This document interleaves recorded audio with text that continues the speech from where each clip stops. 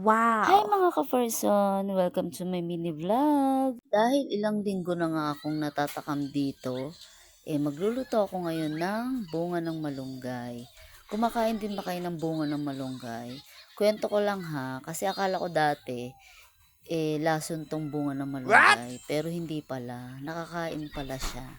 I-comment nyo naman guys kung ano pa yung magandang pwedeng luto dito sa bunga ng malunggay. Kasi every time na nagluluto talaga ako nito, ang ginagawa ko lang, nagigisa lang talaga ako. And yun nga, nagluto din kasi ako ng adobong paa. Kaya lalagyan ko siya ng adobong paa.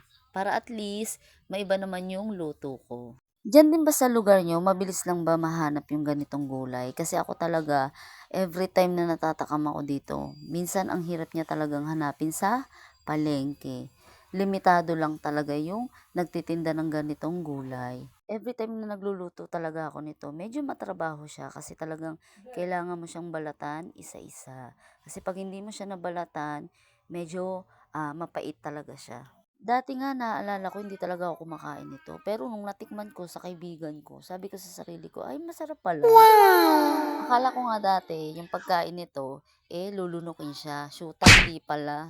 Sisip-sipin lang pala siya, ganun. At dahil first time ko nga lang makakain nun dati, yun, naging ignorante ako. Pero ngayon, syempre, alam ko na kung paano siya kainin. So, shoutout pala sa mga taga Pangasinan. Alam ko, mahilig rin kayo magluto ng mga ganitong luto. Sa mga kumakain ng mga bunga ng malunggay, comment nyo naman mga person kung ano ba yung mga pwede pang idea na pwedeng iluto dito sa bunga ng malunggay. Pasensyahan nyo na mga ka-person yung voice over ko kasi may batang maligalig. Comment nyo naman mga ka-person kung saan umabot tong video ko na to. And maraming salamat sa mga nanood. God bless you all!